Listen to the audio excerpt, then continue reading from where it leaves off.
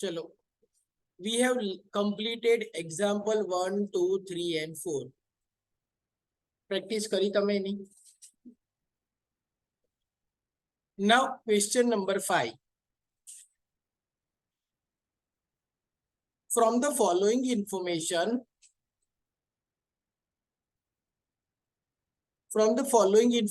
find out the amount of provision on advances for the commercial bank for the year ended 31st March 2023. એટલે bank છે તેણે જે loan આપી હોય એ લોનમાંથી કેટલા ટકા રૂપિયા નથી મળવાના હોતા, એટલે એક પ્રકારની બેડ ડેટ્સ કહેવાય. તો એને માટે પ્રોવિઝન કેટલું કરવાનું? Packing credit outstanding from food processor 60 lakh against which bank hold the security worth rupees 15 lakh. 60 લાખની લોન આપી હતી, એની સામે સિક્યુરિટી કેટલી છે? 15 લાખની. 40% of the above advance is covered by ECGC guarantee. ECGC એટલે ગવર્મેન્ટ દ્વારા આપવાની ગેરંટી કે ભાઈ પૈસા નહીં ભરે તો બી અમે લોન ચૂકવી આપીશું. તો એટલું રિસ્ક બેંકનું ઓછું થઈ જાય. The above advance has remained doubtful for more than 3 years. 3 વર્ષથી આ એડવાન્સ આઉટસ્ટેન્ડિંગ છે.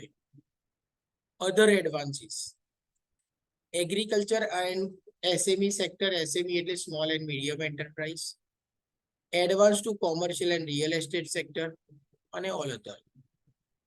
Advances માં substandard કેટલા, secured કેટલા, unsecured કેટલા, doubtful માં unsecured કેટલા, secured અને outstanding up to 1 year, 1 to 3 year અને more than 3 year અને loss asset કેટલા information આપી છે.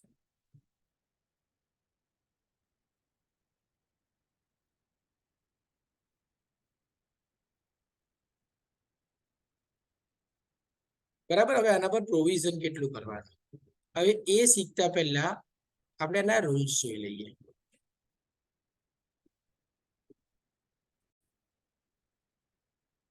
ચલો, આ સમ પણ આપણને 2.5 માર્ક્સ થી 5 માર્ક્સ સુધી પૂછાઈ શકે. તો સૌથી પહેલા આપણે આને માટે થિયરી શીખવી પડશે. that will be the classification of assets. બરાબર. MCQ માં કે એક વાક્યમાં કે ગમે તે રીતે પૂછી શકે ક્લાસિફિકેશન ઓફ એસેટ કઈ રીતે થાય. તો સૌથી પહેલા તમને શું વંચાય છે? Standard asset. સ્ટાન્ડર્ડ એસેટ એટલે કે જેમાં કોઈ રિસ્ક રહેલું નથી. Standard asset is one which does not disclose any problem and which does not carry more than normal risk added to the business. એટલે આમાં કોઈ પ્રોબ્લેમેટિક અસેટ છે નહીં, આના પૈસા રેગ્યુલરલી આવવાના છે. Such an asset is considered as performing asset. Standard asset ને બીજું શું કહેવાય? Performing asset. Substandard asset. Substandard asset is one which has remained as non-performing. એવી asset જે non-performing છે for a period less than or equal to 12 months. Substandard એટલે એવી asset જે non-performing છે પણ એનો ટાઈમિંગ કેવો છે? 12 months કાં તો એનાથી ઓછું. There is no promise of recovering the due in full.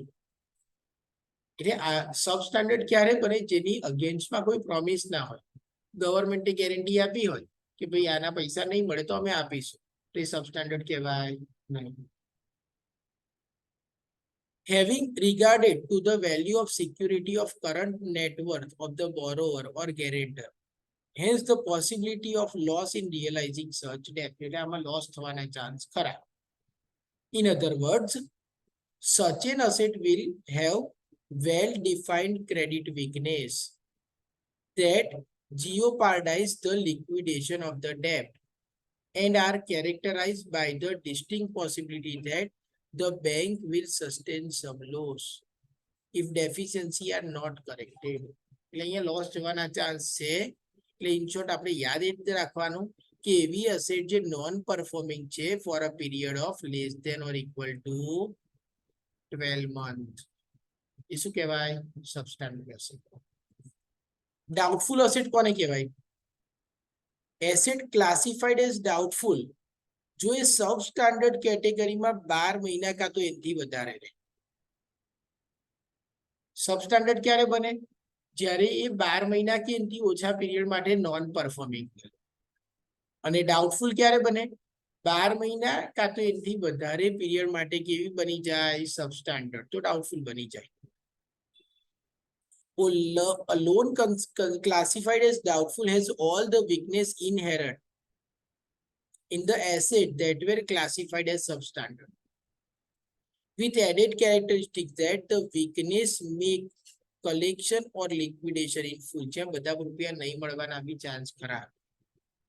Questionable and improbable on the basis of currently known fact and condition. આપણને અત્યારની પરિસ્થિતિ પ્રમાણે ખબર છે કે વિજય માલ્યા જતો રહ્યો, એટલે એસબીઆઈ કહે છે કે હવે આ તો ડાઉટફુલ થઈ ગઈ કે લોસ અસેટ થઈ ગઈ, પૈસા હવે મળવાના ચાન્સ બહુ ઓછા છે. વિજય માલ્યા તો લોસ અસેટ જ કહેવાય. A loss asset is one where loss has been identified by the bank or internal or external auditor or the RBI inspection. એટલે જેને આરબીઆઈ ના ઇન્સ્પેક્શન દ્વારા, ઇન્ટરનલ કે એક્સટર્નલ ઓડિટર દ્વારા ક્લાસિફાઈ કર્યો છે કે આ પૈસા મળવાના નથી, તો that will be considered as loss asset. But the amount has not been written off. પછી amount write off કરી નથી, wholly કે partly. In other words, such an asset is considered as uncollectible and such little value that continue as a bankable asset is not warranted. એટલે આને bankable asset કહેવાય જ ના, પૈસા આવવાના જ નથી. It may be possible some salvage or recovery value where no security available. કદાચ કોઈક રૂપિયા મળી જાય પણ એની કોઈ સિક્યુરિટી અવેલેબલ છે નહીં, એટલે લોસ અસેટ હોય એટલે તો રાઇટ ઓફ જ કરી દેવાની. બરાબર. હવે પ્રોવિઝન યાદ રાખજો. સ્ટાન્ડર્ડ એસેટ હોય, યાદ રાખજો, સ્ટાન્ડર્ડ એસેટ હોય, કોને કર્યું હોય? એગ્રીકલ્ચર કાં તો એસએમઈ સેક્ટરને લોન આપી, એના પર પ્રોવિઝન કેટલું? 0.25%. આ પર્સન્ટેજ છે. હા, advance to commercial and real estate sector પર 1%. Advance to commercial and real estate sector residential housing sector હોવું જોઈએ 7.75%. એટલે બાકી બધાને 0.40%. આ યાદ રાખવાનું છે. સબસ્ટાન્ડર્ડ અસેટ સિક્યોર્ડ હોય તો 15%, અનસિક્યોર્ડ પર 25%. Unsecured exposure in respect of infrastructure loan account where certain safeguard as escrow account are available તો 20%. એટલે ઇન્ફ્રાસ્ટ્રક્ચર લોન આપી હોય ને અને અનસિક્યોર્ડ હોય તો કેટલું પ્રોવિઝન? 20%. ક્યારે? સબસ્ટાન્ડર્ડમાં. ડાઉટફુલમાં અનસિક્યોર્ડ પર 100%. સિક્યોર્ડ હોય અને 1 વર્ષથી ડાઉટફુલ હોય તો 25%, 1 થી વધારે 3 વર્ષ સુધી ડાઉટફુલ હોય તો 40%, અને 3 વર્ષ કરતા વધારે ટાઈમથી ડાઉટફુલ હોય તો 100%. અને લોસ અસેટ પર કેટલું પ્રોવિઝન કરવાનું? 100%. આ પ્રોવિઝન યાદ રાખવાનું છે. Okay.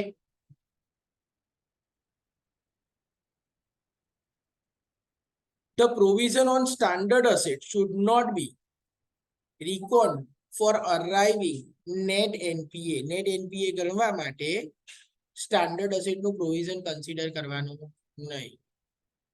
The provision towards standard asset need not be netted from gross advances but shown separately. એટલે આપણે પ્રોવિઝન જે કરીએ ને સ્ટાન્ડર્ડ અસેટ પર એને નેટ નહીં કરવાનું. નેટ એટલે કે એડવાન્સમાંથી માઇનસ નહીં કરવાનું, પણ એને સેપરેટલી બતાવવાનું as contingent provision against standard asset under other liability and provision. બરાબર. Schedule 5 of the balance sheet.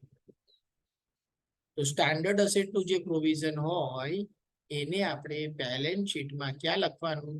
Not number 5, other liability and provision.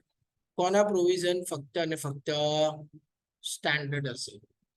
Substandard asset, doubtful asset કે લોસ અસેટ હોય તેનું પ્રોવિઝન તો એડવાન્સમાંથી માઇનસ કરવાનું.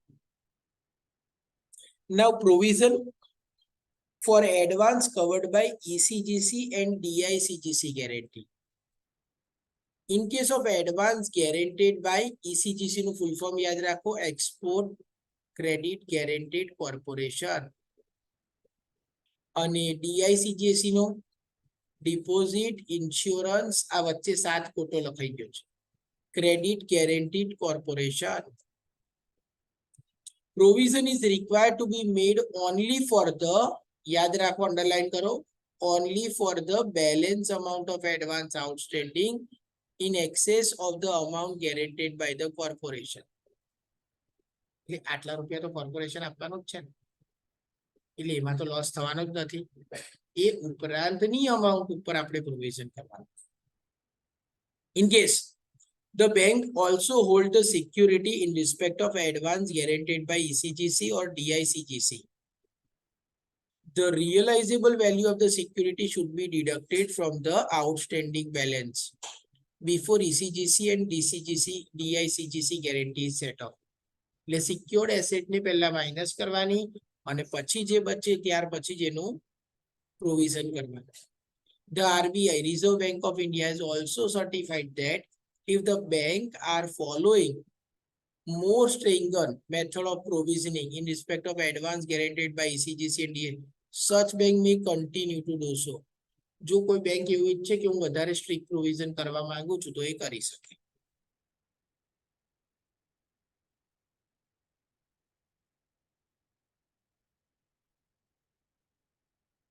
Next point, stress asset કોને કહેવાય? Stress એટલે આ એવી એસેટ છે જેના પૈસા મળવા બહુ જ ડિફિકલ્ટ છે. તો stress asset are powerful indicator of the health of the banking system.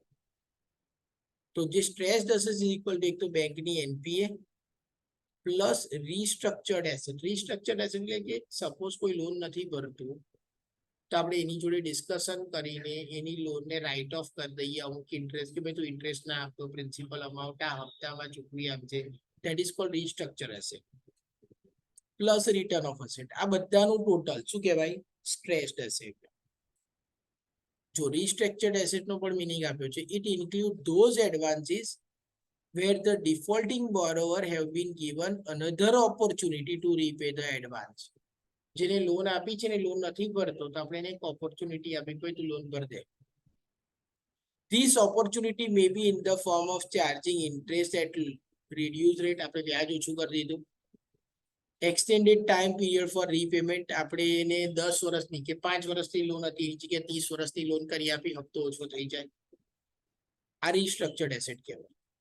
અને return of asset means those advances which bank does not count as asset though the borrower owe it. આપણે પૈસા તો લેવાના છે, loan આપી છે, પણ bank હવે એને એસેટ જ ગણતી નથી, એની પાસે પૈસા આવવાના ચાન્સીસ જ નથી.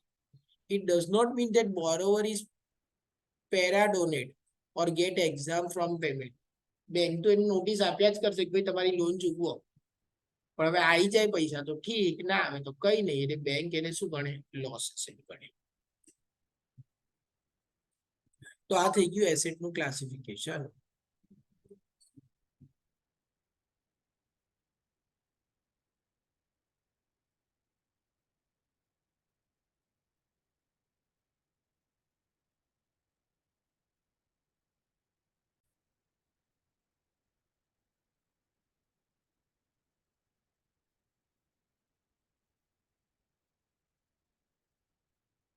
ચલો ક્વેશ્ચન નંબર તમારો 5 આયા હતા આપણે.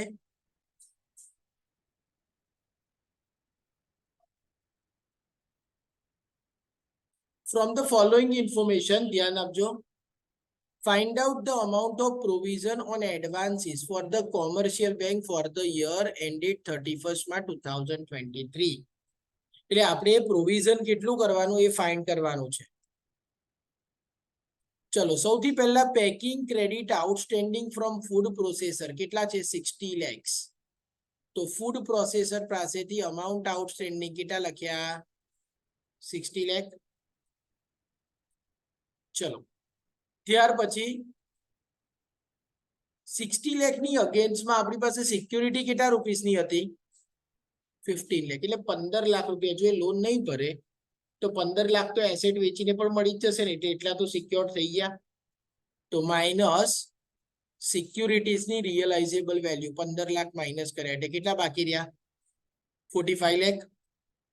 ચલો, આ 45 લાખ માંથી 40% of the above advance is covered by ECGC. કેટલી ગેરંટી છે? 40%. તો અહીંયા આગળ મારે જે 45 લાખ લેવાના છે એમાંથી 40% તો ગેરંટેડ ગવર્મેન્ટ આપણને આપી દેશે. તો 45 લાખ ના 40% કેટલા રૂપિયા થયા? 18 લાખ. આટલા રૂપિયા તો મળી જ જવાના છે. તો અનસિક્યોર્ડ કેટલા રહ્યા? 27 લાખ. એના ઉપર પ્રોવિઝન કરવાનું આપણે. હવે અનસિક્યોર્ડ પર પ્રોવિઝન કરવાનું હોય તો યાદ રાખજો, અનસિક્યોર્ડ પર પ્રોવિઝન આપણે કેટલા ટકા કરવાનું હોય છે? 100%. તો અહીં ધ્યાન. હવે અનસિક્યોર્ડ માટે the above advance have remained doubtful for more than 3 years. કેટલા ટાઈમથી ડાઉટફુલ છે? more than 3 years. હવે અહીં જુઓ, doubtful advance more than 3 years પણ અનસિક્યોર્ડ હોય ને અને ડાઉટફુલ હોય તો કેટલું પ્રોવિઝન આવે છે? 100%. તો આપણે અહીંયા આગળ પ્રોવિઝન 100% ઓફ અનસિક્યોર્ડ પોર્શન, તો 27 લાખ અનસિક્યોર્ડ હતા, એના પર 100%, એટલે પ્રોવિઝન કેટલું આવી ગયું? 27 લાખ. સિક્યોર્ડ કેટલા છે? સિક્યુરિટીની વેલ્યુ 15 લાખ. તો હવે અહીંયા જુઓ, ડાઉટફુલ અસેટમાં અનસિક્યોર્ડ પર 100%, પણ સિક્યોર્ડ હોય અપ ટુ 1 યર માટે કેટલા ટકા છે? અપ ટુ 1 યર માટે 25%. મોર દેન 1 બટ અપ ટુ 3 યર્સ 40%. ને મોર દેન 3 યર્સ હોય તો ક્વેશ્ચનમાં જુઓ આ કેટલા ટાઈમથી બાકી છે? It is remain doubtful for more than 3 years. more than 3 years હોય તો doubtful more than 3 years પર કેટલું પ્રોવિઝન આવે? 100%. તો અહીંયા આગળ 100% doubtful greater than 3 years. તો secured કેટલા હતા? this amount. તો આ જે secured હતા એ 15 લાખના 100%. તો 15 લાખ. તો આ બેનું ટોટલ પ્રોવિઝન કેટલું આવ્યું? 42 લાખ થયું. આટલું ખબર પડી? ચલો આ કમ્પ્લીટ કરો વર્કિંગ પહેલા. અધર એડવાન્સીસ નું પછી કરીએ.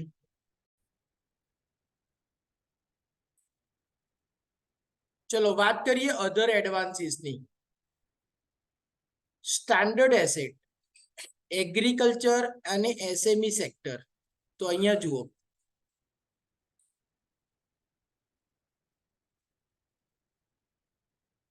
તો સ્ટાન્ડર્ડ એસેટ, એગ્રીકલ્ચર અને એસએમઈ સેક્ટર પર કેટલું પ્રોવિઝન છે?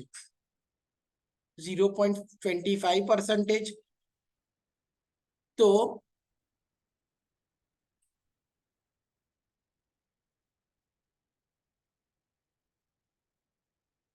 તો એના પર આપણે 0.25%, તો 500 into 0.25% કરો તો કેટલા આવે છે?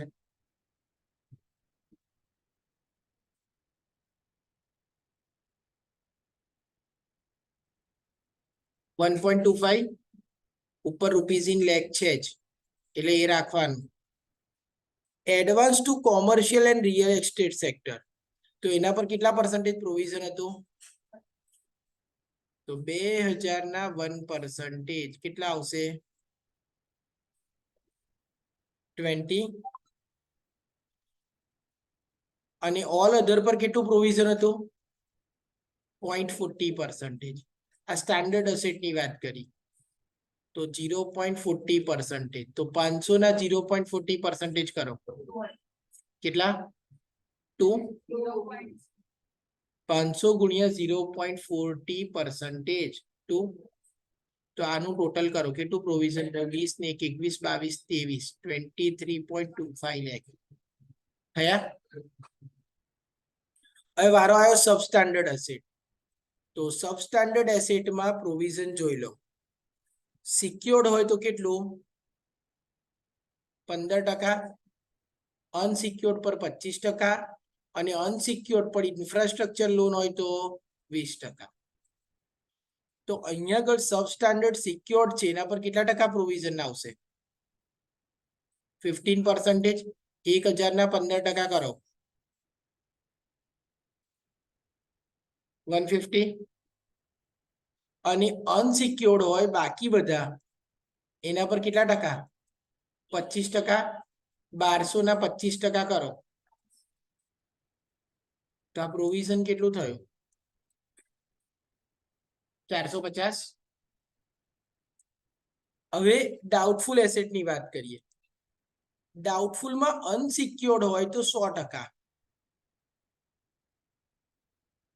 200 ના 100% કેટલા થયા? 200 જુઓ. ડાઉટફુલમાં અનસિક્યોર્ડ પર કેટલા ટકા હતું? 100%. 200 ના 100% 200. ડાઉટફુલમાં સિક્યોર્ડ હોય અપ ટુ 1 યર તો 25%. તો આ રહ્યું સિક્યોર્ડ અપ ટુ 1 યર 25% છે. તો 900 ના 25%. 225. 1 to 3 યર હોય તો 40%. આ રહ્યું તો 1000 ના 40%. અને મોર ધેન 3 યર હોય તો 100%. તો 100 ના 100%. તો ટોટલ પ્રોવિઝન અહીંયા કેટલું થયું? 200 + 225 + 400 + 100 925. અને ત્રીજી કેટેગરી આવી લોસ અસેટ. તો લોસ અસેટ પર તો હંમેશા 100% પ્રોવિઝન. તો 600 ના 100%. તો બધાનું ટોટલ કરો 925 + 600 + 450 + 23.25.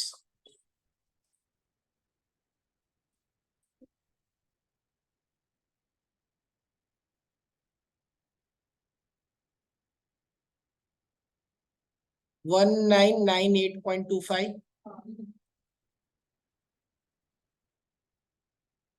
આટલું પ્રોવિઝન થયું. એની અંદર પેલું સ્પેશિયલ પ્રોવિઝન એડ કરી દેવાનું. તો જુઓ આ પ્રોવિઝન કેટલું હતું?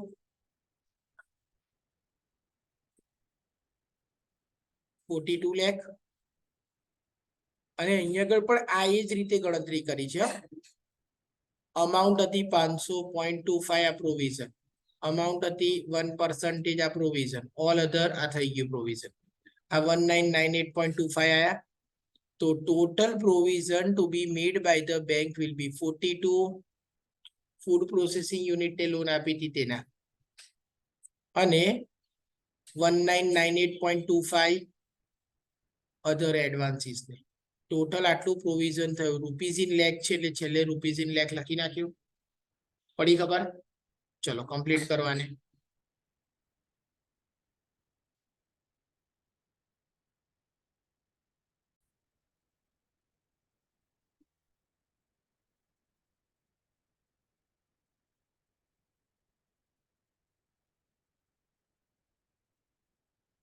એક્ઝામ્પલ નંબર 6 એ પણ એવો જ છે.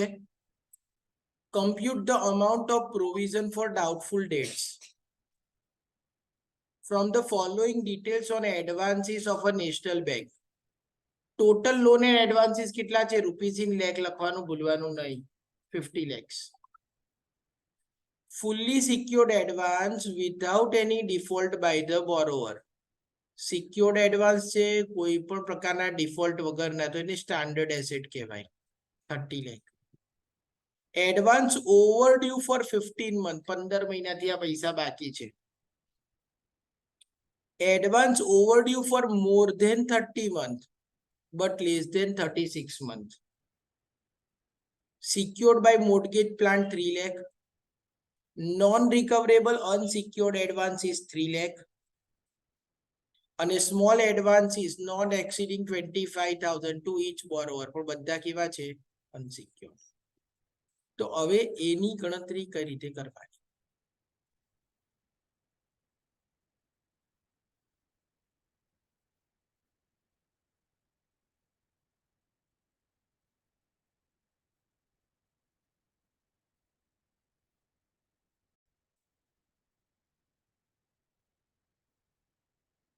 સૌથી પહેલા ક્વેશ્ચન નંબર કયો છે 6. આપણને total advance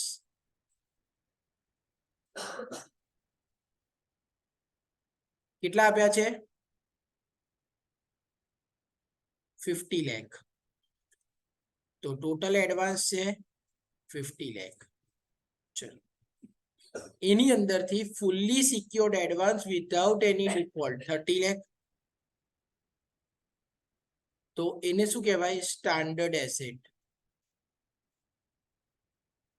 fully secured 30 lakh. આગળ advance overdue for 15 month.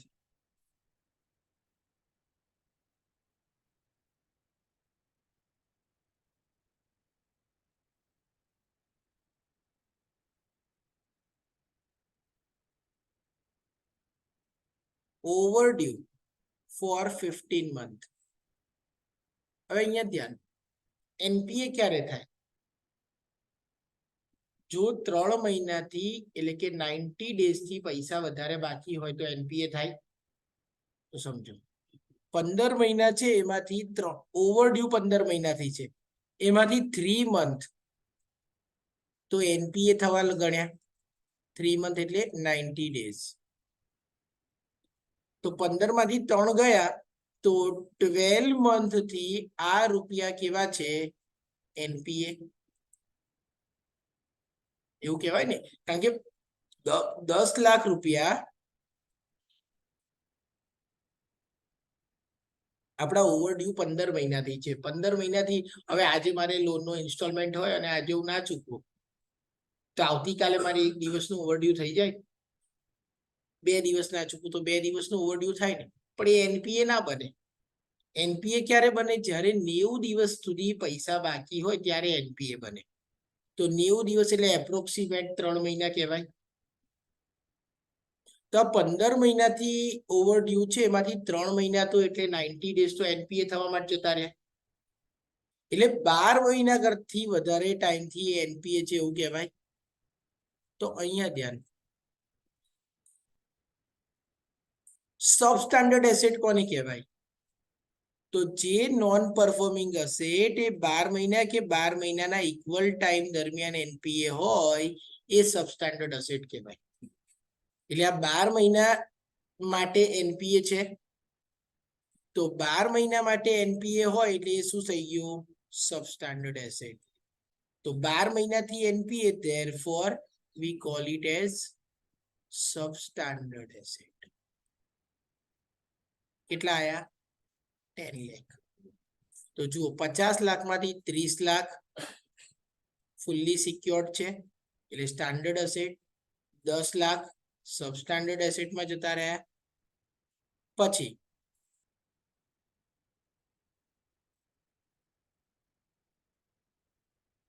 Advance overdue for more than 30 month.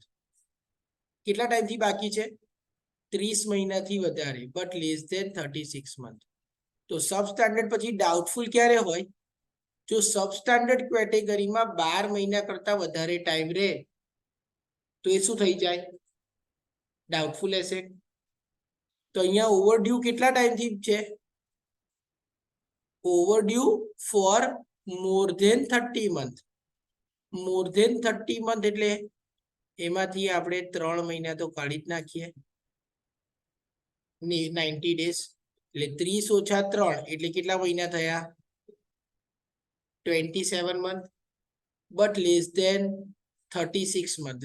36 month એટલે 3 years એવું કહેવાય.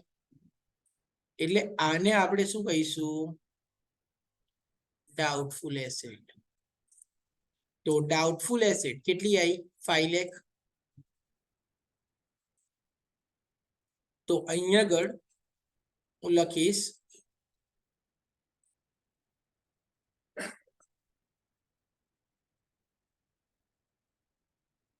ડાઉટફુલ કેટલી આવી ગઈ 5 લાખ.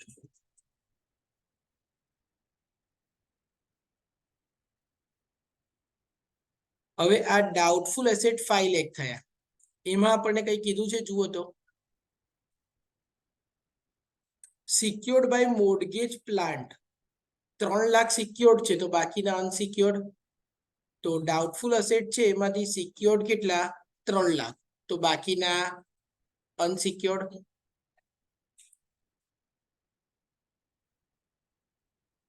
તો 5 લાખ છે એમાંથી સિક્યોર્ડ 3 લાખ અને અનસિક્યોર્ડ 2 લાખ થયા. આગળ non recoverable unsecured advances. Non recoverable એટલે આ પૈસા આવવાના જ નથી એટલે શું કહેવાય લોસ અસેટ. અને small advance not exceeding 25,000 to each borrower unsecured એવા કેટલા હતા 2 લાખ. તો લોસ અસેટ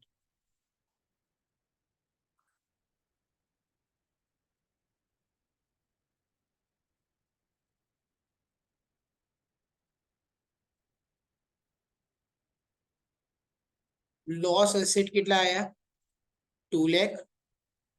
અને last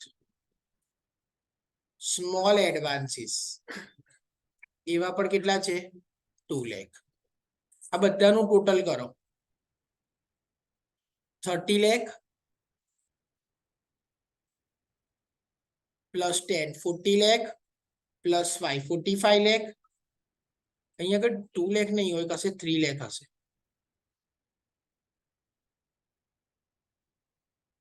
okay loss asset 3 lakh છે.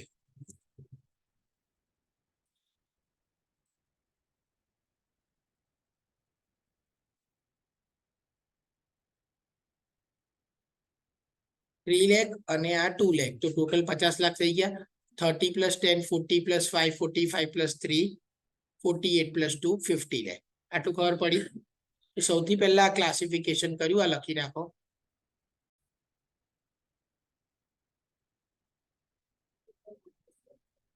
ચલો હવે